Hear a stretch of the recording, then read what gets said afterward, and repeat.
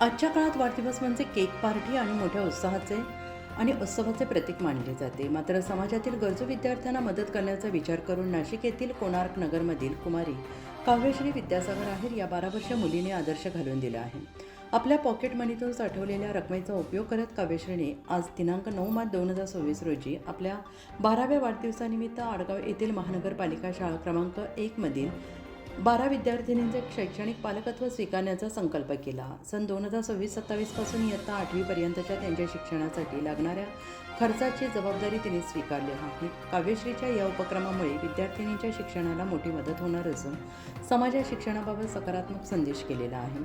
लहान वयातच समाजाबद्दलची जाणीव ठेवून गरजू विद्यार्थिनींच्या शिक्षणासाठी मदतीचा हात पुढे केल्याबद्दल उपस्थित मान्यवरांनी तिचे कौतुक केलेलं आहे. वाढदिवस साजरा करताना समाजासाठी काहीतरी करण्याची भावना ठेवावी असा संदेश या उपक्रमातून देण्यात आलेला आहे आणि तिच्या या कृतीमुळे इतर मुलांना समाज उपयोगी कार्य करण्याची प्रेरणा मिळेल असा विश्वास कोणार्क नगरमधील सामाजिक कार्यकर्ते रामभाऊ संधान यांनी व्यक्त केला आहे. या प्रसंगी रामभाऊ संधान, सागर आहेर, ज्ञानेश्वर शिंदे, किरण मते, ॲडव्होकेट विवेक शिंदे, सुरेश शेख जाधव, भुवनेश कडलक, प्रभाकर जाधव, मुख्याध्यापक भोरसर, मनोहर पाटील, समाधान रोकडे, तानाजी भालेराव, सचिन आव्हाड, रुपेश शिंदे आणि मनपा शाळेतील सर्व शिक्षक उपस्थित होते.